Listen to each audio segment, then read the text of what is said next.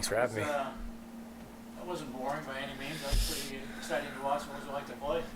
I'd say it's pretty on par for a Halifax Buffalo Bandits rivalry. I'd say it was a good time.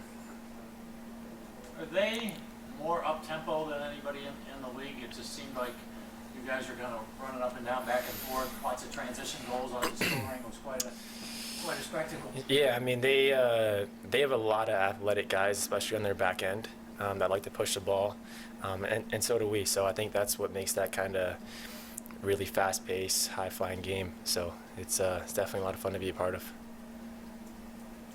You obviously joined some Bandits royalty at 7 goals. Stainhouse, Tavares, Darius Kilgore, and you. That's pretty good company. I know the win takes precedence, but that's still a pretty nice night. Never had anything like that before? I don't know, but to be honest with you, I'm just super proud of the boys and how we kind of just battled back.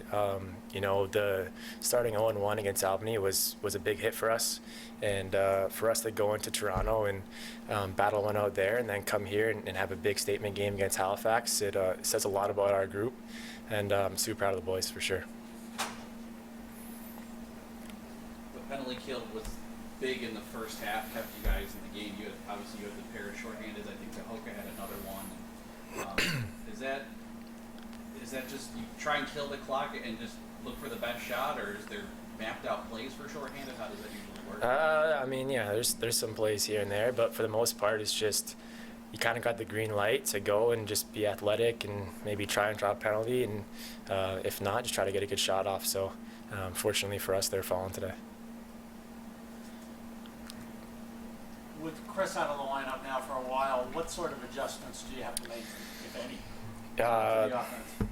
I mean, it's tough, man. Chris is such a good player. He's an insanely talented kid, and one of my best friends. So just to see him go down, and especially with an upper body injury, it really sucks. For the rest of us, it's more just about kind of rallying around him, and he's been a really great teammate, helping out guys like Basin, Brad McCulley, and doing his best to kind of take on that leadership role. So we're obviously going to have to try to adjust without Kluch in the lineup, but he's going to do a really good job as well of making sure he's being a great teammate and helping these guys out. So. I don't know how you handled the blizzard or what you were done, if you were stuck in your house or anything like that. Did you just like to get up and down and do some exercise for a while? Everyone else in town has been cooped up. Yeah, you know what? It's been a really tough kind of 72 hours here.